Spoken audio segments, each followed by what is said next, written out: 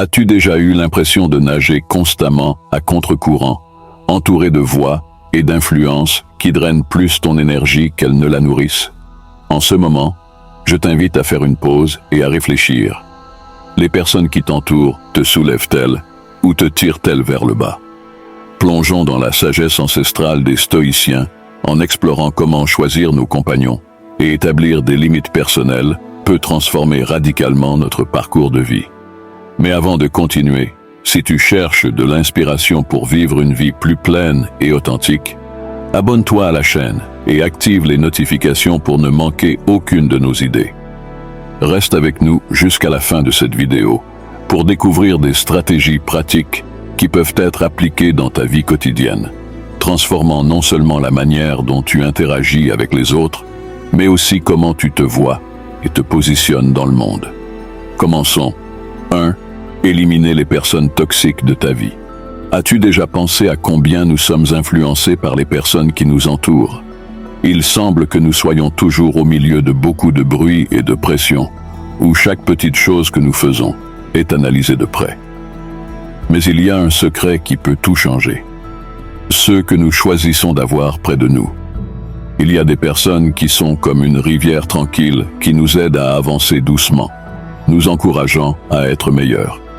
Mais il y a aussi ceux qui sont comme une tempête, apportant des problèmes et de la confusion, et nous finissons par nous perdre en chemin.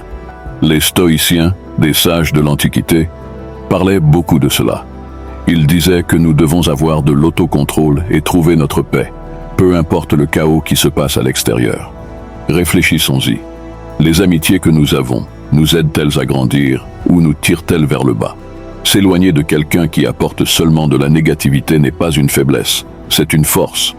C'est choisir d'avoir près de soi ceux qui en valent vraiment la peine.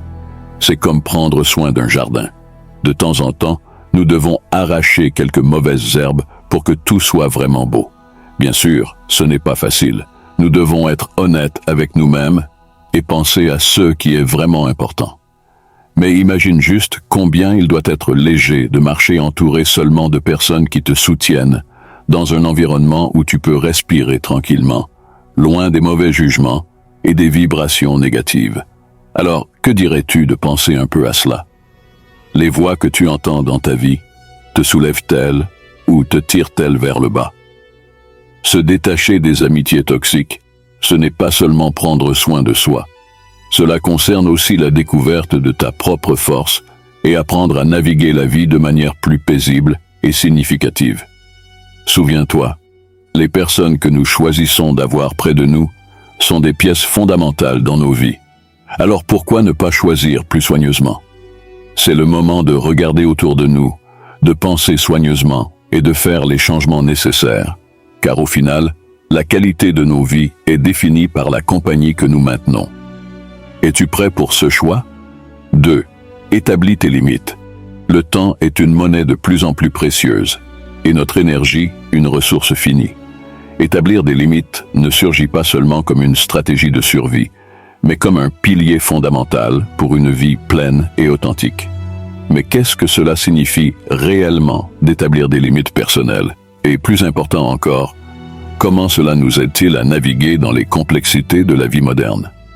Pense aux limites comme aux frontières sur une carte, délimitant le territoire qui t'est exclusivement réservé. Ton temps, ton énergie, tes émotions, ces limites sont les lignes invisibles qui nous aident à définir jusqu'où nous sommes disposés à aller. Ce que nous sommes prêts à accepter et où nous devons dire non. Elles sont, dans leur essence, une déclaration de respect de soi et une reconnaissance de notre propre valeur. Sans ces limites claires, nous devenons vulnérables à l'épuisement, une condition de plus en plus commune dans une société qui glorifie souvent l'idée d'être constamment occupé. Lorsque nous ne pouvons pas distinguer entre les demandes des autres et nos propres besoins, nous perdons non seulement le contrôle sur nos vies, mais aussi une partie cruciale de notre identité. Établir des limites est donc un acte d'équilibre, une danse délicate entre donner et recevoir. C'est comprendre que pour véritablement prendre soin des autres, nous devons être dans notre meilleur état, et cela n'est possible que lorsque nous prenons soin de nous-mêmes. C'est l'art de dire non quand c'est nécessaire, non par égoïsme, mais parce que nous reconnaissons qu'en préservant notre bien-être, nous cultivons en réalité un terrain plus fertile pour toutes nos relations. Mais comment établissons-nous ces limites? Cela commence par la conscience de soi, comprendre ce que tu values vraiment, ce qui épuise ton énergie et ce qui la nourrit. C'est un processus continu d'écoute active de tes propres besoins et d'apprendre à les communiquer de manière claire et assertive. Imagine un instant la sensation de liberté à établir ses limites, d'avoir le pouvoir de choisir comment, avec qui et dans quoi investir ton temps et ton énergie. Visualise la tranquillité qui vient avec la certitude de vivre une vie alignée sur tes valeurs les plus profondes. Maintenant, je t'invite à réfléchir. Quelles limites as-tu besoin d'établir dans ta vie pour protéger ton temps, ton énergie et ta santé mentale? Souviens-toi, établir des limites n'est pas une barrière pour maintenir les autres à distance, mais un pont vers des relations plus authentiques et significatives. Alors, que dirais-tu de commencer à tracer ces limites aujourd'hui? Parce qu'au final, la qualité de ta vie n'est pas mesurée par le nombre de tâches que tu accomplis, mais par la qualité des expériences que tu choisis de vivre. Es-tu prêt à prendre les rênes et à définir les limites qui guideront ton chemin? 3. Ne pas trop aimer. Sais-tu, quand nous parlons d'amour, ce sentiment que tout le monde veut ressentir et expérimenter? Eh bien, l'amour est quelque chose de très beau.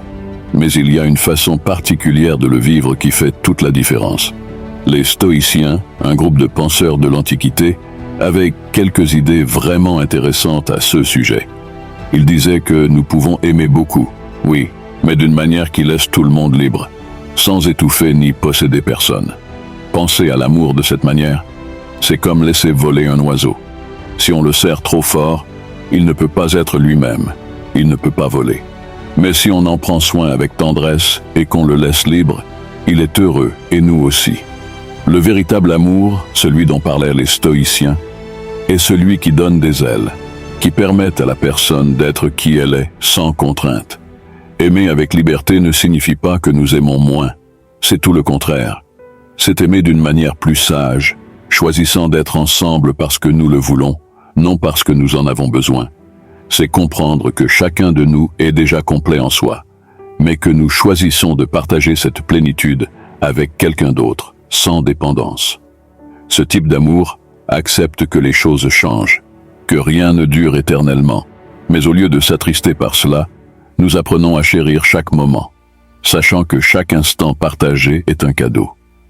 Et même si les choses changent un jour, l'amour vécu laisse une empreinte positive, une petite lumière qui ne s'éteint jamais. Imagine combien il est incroyable d'aimer ainsi, avec un cœur ouvert mais sans perdre qui nous sommes. Les Stoïciens voulaient que nous apprenions ceci, aimer beaucoup, mais d'une manière qui nous maintienne forts et en paix à l'intérieur. Alors que dirais-tu d'essayer de vivre l'amour de cette manière? Choisir d'être avec quelqu'un non pour combler un vide, mais pour enrichir la vie de l'autre, la rendant encore plus belle. C'est l'invitation d'aujourd'hui. Aimer d'une manière qui libère, qui se sent bien, qui nous rend plus vivants et heureux. Allons-nous nous lancer? 4. Exprime tes sentiments et opinions avec prudence.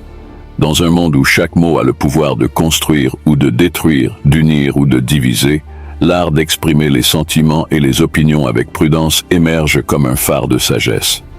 Imagine un instant que nos mots sont comme les eaux d'une rivière. Ils coulent avec force et détermination, mais aussi avec la capacité de s'adapter, de contourner les obstacles avec grâce et résilience.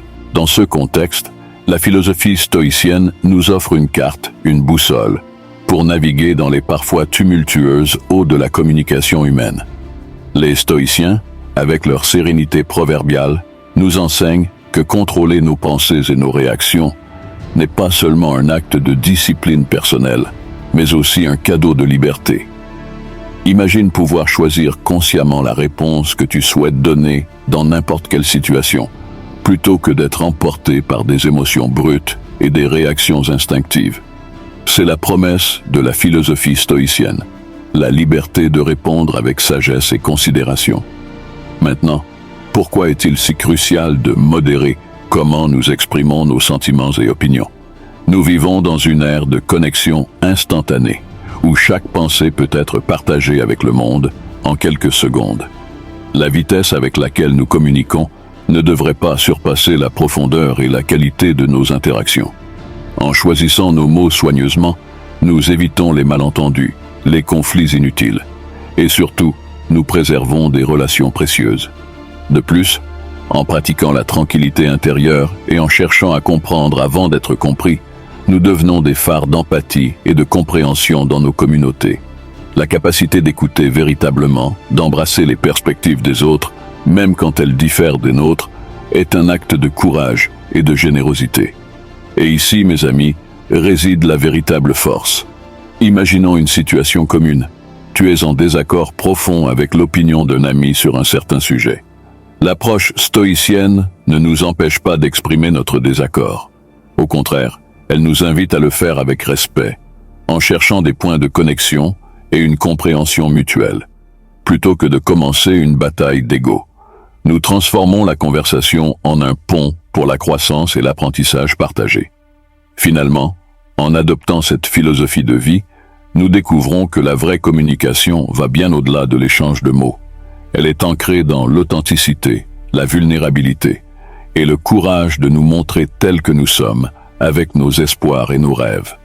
Et en faisant cela, nous trouvons non seulement notre propre voie, mais nous invitons également les autres à trouver la leur. Ainsi, choisissons nos mots avec le même soin qu'un jardinier dédie à ses plantes. Soyons patients, compatissants et délibérés. Que notre communication soit une source de lumière, pas d'ombre. Et pendant que nous parcourons ce chemin, découvrons non seulement l'art de parler, mais aussi le sublime art de vivre. 5. La compassion sélective. La compassion est comme un rayon de lumière qui réchauffe et éclaire, montrant que nous nous soucions les uns des autres. Cependant, même cette lumière doit être dirigée avec sagesse pour ne pas se perdre dans l'immensité du ciel nocturne. L'idée de compassion sélective, c'est comme utiliser une lampe de poche plutôt que d'allumer toutes les lumières de la maison. Tu te concentres là où c'est vraiment nécessaire, là où tu peux faire une différence.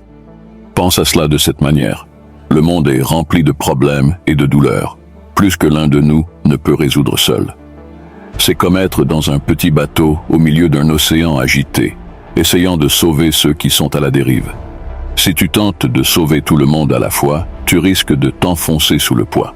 La compassion sélective nous enseigne à reconnaître où nous pouvons prêter main forte sans nous mettre en danger, en maintenant le bateau stable tout en aidant les autres. Cette forme de compassion nous dit qu'il est acceptable d'admettre que nous ne pouvons pas être partout à la fois. Il ne s'agit pas de tourner le dos aux difficultés du monde, mais plutôt de choisir nos batailles avec sagesse. Si un ami a besoin de nous, nous pouvons être là pour lui, car c'est une situation où notre présence fait une différence réelle.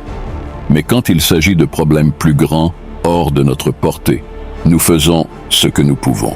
Peut-être en aidant de loin, sans nous perdre dans l'effort de tout englober. Maintenir cet équilibre signifie aussi prendre soin de nous-mêmes. Nous ne pouvons pas donner aux autres ce que nous n'avons pas. Si nous épuisons toute notre énergie en essayant de réparer tout et tout le monde, nous finirons par ne rien avoir à offrir. C'est comme si, en essayant d'illuminer le chemin pour tous, nous finissions dans l'obscurité nous-mêmes. Alors, si tu te retrouves dans une situation où quelqu'un a besoin d'aide et que tu peux faire quelque chose, vas-y. Ton cœur et tes actions peuvent faire toute la différence. Mais si c'est quelque chose hors de ton contrôle, fais ce que tu peux sans te culpabiliser de ne pas en faire plus. Parfois, la plus grande aide que nous pouvons offrir est d'être bien nous-mêmes, afin que lorsque quelqu'un a besoin de nous, nous soyons prêts et capables de tendre la main. La compassion sélective est finalement une question d'être intelligent avec notre soin et notre affection. Il s'agit de choisir où nous pouvons vraiment être une force positive, en nous assurant que nous restons suffisamment forts et en bonne santé pour faire une différence à long terme.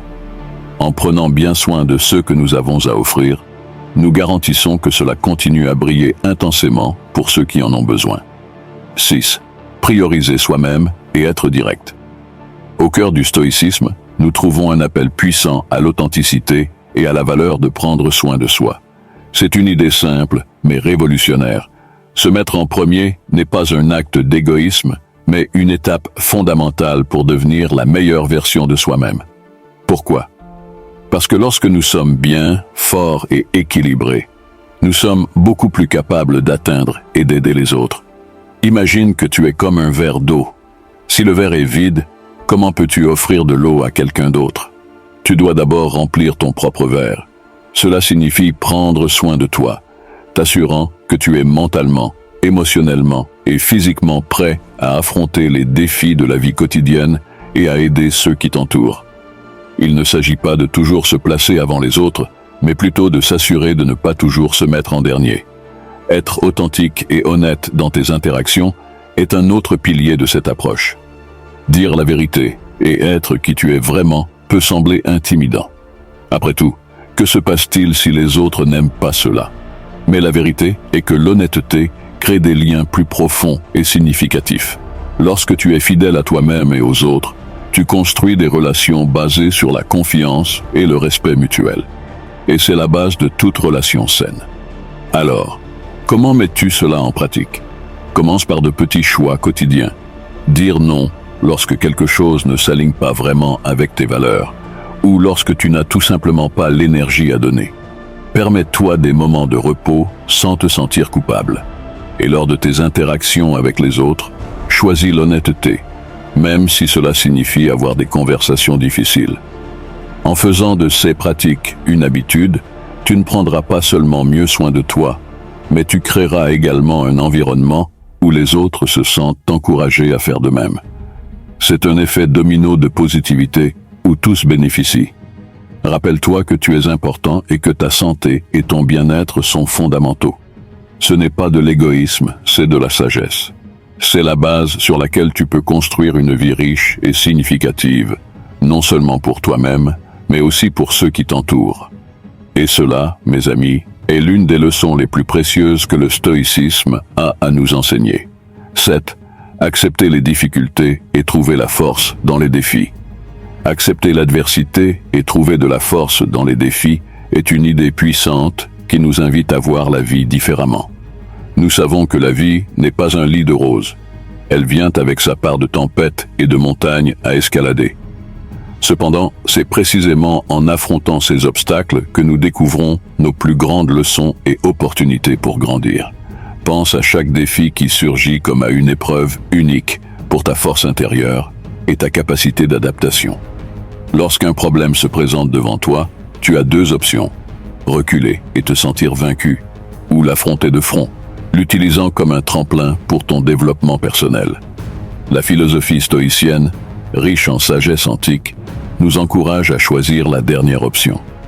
Imagine un instant que chaque difficulté est une question que la vie te pose. Que peux-tu apprendre de cela? En embrassant nos problèmes avec cette mentalité, nous transformons les obstacles en opportunités. Chaque adversité devient un moment d'apprentissage. Chaque défi, une chance de démontrer notre résilience. Mais comment le faire pratiquement? Cela commence par l'acceptation. Accepter que la vie aura des défis est le premier pas pour les surmonter.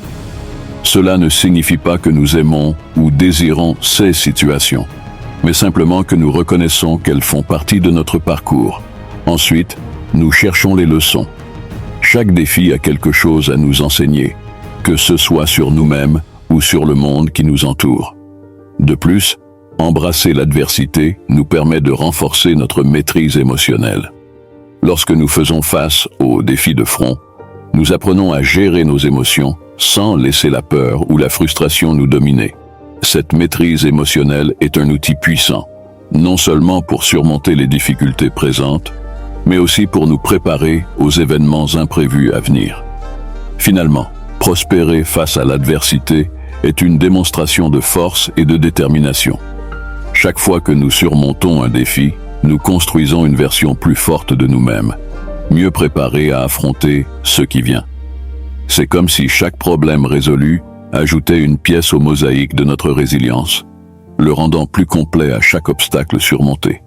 En résumé, embrasser l'adversité et trouver la force dans les défis est une façon puissante de vivre la vie. Cela transforme la peur en courage, l'incertitude en opportunité et la souffrance en force. C'est une invitation à regarder en nous-mêmes, à reconnaître notre capacité de résilience et à avancer avec confiance, sachant que, en fin de compte, nous sommes capables de faire face à tout ce que la vie peut nous apporter. 8. Vivre dans le présent avec plénitude. Vivre dans le présent avec plénitude est un voyage transformateur vers le cœur de ce qui compte vraiment dans la vie. La philosophie stoïcienne, avec sa sagesse ancienne, illumine ce chemin en nous enseignant à ancrer nos expériences dans le moment actuel. Après tout, la vie se déroule maintenant, où chaque respiration est un nouveau commencement et chaque moment est une opportunité pour être pleinement vécu. Souvent, nos esprits se perdent dans les labyrinthes de souvenirs passés ou dans les rêves anxieux pour l'avenir, nous éloignant de la richesse du moment présent. Cependant, en pratiquant l'art de vivre dans le présent, nous apprenons à nous libérer de ces chaînes en focalisant notre attention et notre énergie sur des actions et des pensées qui sont réellement à notre portée. Imagine un instant le pouvoir d'être vraiment là où tu es, de ressentir pleinement chaque sensation, d'être complètement engagé dans chaque tâche, aussi simple soit-elle. Cela enrichit non seulement notre expérience de vie, mais nous rend également plus efficaces et concentrés, nous permettant d'embrasser les joies et de faire face aux défis avec une présence renouvelée de l'esprit. Mais comment pouvons-nous cultiver cette capacité de vivre dans le présent avec plénitude? Cela commence avec la conscience, l'acte simple de remarquer quand nos pensées nous éloignent de l'heure actuelle. Chaque fois que nous remarquons ce détour, doucement, sans jugement, nous ramenons notre attention au moment présent, que ce soit en nous concentrant sur notre respiration, les sensations physiques ou la tâche en cours. Cette pratique de revenir au présent peut être renforcée par la méditation, l'attention pleine ou même des activités qui requièrent un engagement et une concentration totaux. Et à mesure que cette compétence se développe, notre appréciation pour la vie s'accroît également. Soudain, les petites choses commencent à briller d'une nouvelle lumière, les moments avec les autres deviennent plus riches, et même les défis semblent moins intimidants, parce que nous sommes équipés de la clarté et du calme que seule la présence peut offrir. Vivre dans le présent avec plénitude est, en fin de compte, un acte d'amour propre et de respect pour la vie. En choisissant d'habiter pleinement chaque moment, nous améliorons non seulement notre propre existence, mais nous enrichissons également la vie de ceux qui nous entourent. Chaque moment devient une célébration, un acte de gratitude pour le miracle d'être vivant, ici et maintenant. Efforçons-nous tous de vivre dans le présent avec tout notre cœur, en nous rappelant que chaque moment est précieux et irremplaçable, que nous trouvions de la joie dans la simplicité, de la force dans la présence et de la profondeur dans l'expérience quotidienne, et qu'en faisant cela, nous découvrions la véritable plénitude qui provient d'être véritablement présent dans le vibrant tapis de la vie. 9. La pratique de la gratitude. As-tu déjà remarqué comment, dans les moments de calme, lorsque la poussière de la vie quotidienne se dépose, nous ressentons une sorte de paix intérieure? C'est dans cet instant que la gratitude, presque comme une brise légère, entre subrepticement dans nos vies. Ce n'est pas un concept nouveau ou révolutionnaire. En fait, c'est aussi ancien que les penseurs stoïciens eux-mêmes, qui, avec leur vie centrée sur la conscience de soi et la vertu, nous ont enseigné l'immense pouvoir d'apprécier ce que nous avons. La gratitude ne se limite pas à dire merci. Elle va bien au-delà. Il s'agit de reconnaître la valeur inestimable des petites choses, des personnes qui croisent notre chemin, des expériences qui, aussi difficiles soient-elles, ont toujours quelque chose à nous enseigner. Imagine un instant que chaque situation difficile est en réalité un enseignant déguisé, apportant des leçons précieuses pour notre croissance. Pourquoi est-ce si puissant? Parce que cela change la façon dont nous voyons le monde. Cela transforme les barrières en marche, les problèmes en opportunités. La gratitude nous extrait de la quête incessante de plus, de nouveau, de l'extraordinaire, et nous place dans un état de contentement avec ce qui est, avec le maintenant. Mais comment pouvons-nous intégrer cette pratique dans notre vie quotidienne, dans un monde qui semble régner dans le chaos? Commence simplement. Dans ta vie de tous les jours, fais une pause un instant. Regarde autour de toi.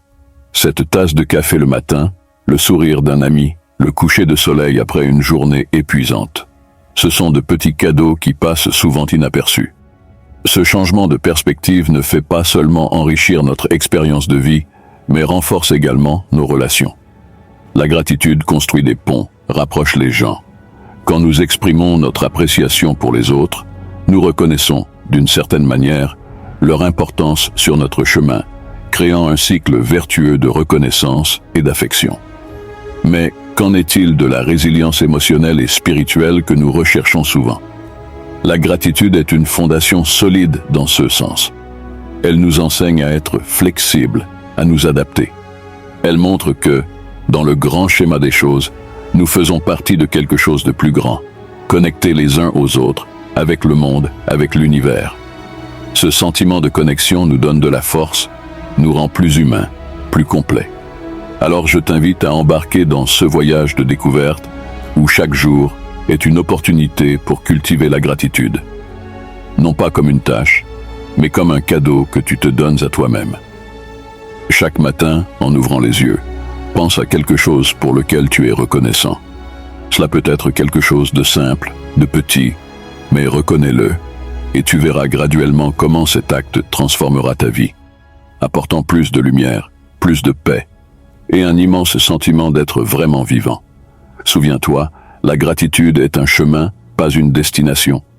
Et ce chemin se tisse jour après jour, moment après moment, respiration après respiration. Que ton voyage soit riche, plein et surtout reconnaissant. 10. La autosuffisance et l'indépendance. Connais-tu cette idée que nous devons nous débrouiller par nous-mêmes sans dépendre trop des autres pour être heureux? C'est un peu ce que les anciens philosophes appelés stoïciens voulaient te dire par autosuffisance. Mais attends, il ne s'agit pas de s'isoler du monde ou de prétendre que tu n'as besoin de personne. Il s'agit plutôt de trouver la joie et la paix en toi-même, sans chercher constamment l'approbation ou l'aide des autres. Cela signifie que tu essaies de faire de ton mieux avec ce que tu as, en t'efforçant d'être une personne juste, courageuse et équilibrée. Ces qualités sont comme des trésors que nous portons en nous et que personne ne peut nous enlever. Lorsque nous pouvons vivre de cette manière, les choses externes, comme les opinions des gens ou les situations difficiles, ne nous affectent pas autant. Mais comment y parvenir? Eh bien, il n'y a pas de formule magique. C'est un chemin que nous construisons jour après jour, en essayant d'être un peu meilleurs, en faisant face aux problèmes de front et en apprenant de nos erreurs, sans les laisser nous définir. Au fil de ce chemin, tu te rendras compte que tu n'as pas besoin de tant de choses de l'extérieur pour être heureux. Cela ne signifie pas que tu cesseras de profiter des personnes ou des bonnes choses de la vie. Au contraire, tu apprécieras ces choses encore plus, mais d'une manière plus saine, sans cette dépendance. Être autosuffisant est un voyage de découverte et de liberté. Il s'agit d'apprendre à jouir de la vie avec ce que tu as, ici et maintenant, sans toujours désirer plus ou attendre que quelque chose d'externe change pour être heureux. Il s'agit de te renforcer de l'intérieur pour mieux faire face aux défis externes. Alors, souviens-toi de ceci. Le vrai bonheur vient de l'intérieur. Il s'agit de construire ton propre bonheur avec les choses simples de la vie quotidienne et d'être fidèle à qui tu es vraiment. Que ton voyage soit rempli de ces moments de découverte et de joie, car au bout du compte, nous avons une immense force en nous. 11. La flexibilité et l'adaptabilité. As-tu déjà eu l'un de ces jours où il semble que rien ne se passe bien? Le réveil ne sonne pas, il n'y a plus de café, Internet tombe en panne, juste avant cette réunion importante. Oui, la vie nous lance ses courbes. Et c'est là qu'intervient une idée très astucieuse des stoïciens, un groupe de l'Antiquité, qui avait quelques idées plutôt intéressantes sur la manière de naviguer dans la vie. Ils parlaient de l'importance d'être flexible et de s'adapter aux rebondissements de la vie. Fondamentalement, ce qu'ils voulaient dire, c'est que nous ne pouvons pas contrôler tout ce qui nous arrive, mais nous pouvons décider de la manière dont nous réagissons à ces choses. Soyons honnêtes, il y a beaucoup qui est hors de notre contrôle, n'est-ce pas? Mais comment nous faisons face à ces situations? Eh bien, cela dépend de nous. Être flexible et adaptable, c'est comme être un bambou qui se plie avec le vent mais ne se brise pas. Lorsque la vie nous présente un défi, nous apprenons à danser au rythme de la musique, au lieu de rester immobile, en nous plaignant que ce n'est pas la mélodie que nous voulions entendre. Cela ne nous aide pas seulement à surmonter les temps difficiles avec plus de calme, mais cela nous fait aussi voir ces moments difficiles comme des opportunités pour grandir et nous renforcer. Imagine que chaque problème est comme un exercice surprise que la vie t'offre. Au début, cela peut être difficile, mais avec le temps, tu deviens plus préparé, plus averti. Et ce n'est pas tout. Être quelqu'un qui s'adapte facilement nous permet de voir les choses d'une perspective positive, même lorsque tout semble aller mal. Alors, la prochaine fois que quelque chose ne se passe pas comme prévu, essaie de canaliser ton stoïcien intérieur. Respire profondément, regarde ce que tu peux faire avec ce que tu as sous la main et avance. Souviens-toi, il ne s'agit pas de ce qui t'arrive, mais de comment tu réagis à ce qui se passe. Cela peut ne pas changer la situation immédiatement, mais cela te fera sûrement te sentir un peu mieux. Et, qui sait, cela pourrait même te mener à une solution à laquelle tu n'avais pas pensé auparavant. Être flexible et adaptable est un super pouvoir de nos jours. Donc, pratiquons cette idée et devenons le type de personne qui fait face aux rebondissements de la vie de front, prêt pour tout ce qui peut venir. Si cette immersion dans la sagesse stoïcienne t'a inspiré, abonne-toi à la chaîne et clique sur l'un des vidéos à l'écran pour continuer ton voyage de découverte de soi. Qu'attends-tu pour transformer ta vie de manière complète? Nous nous retrouverons lors du prochain voyage.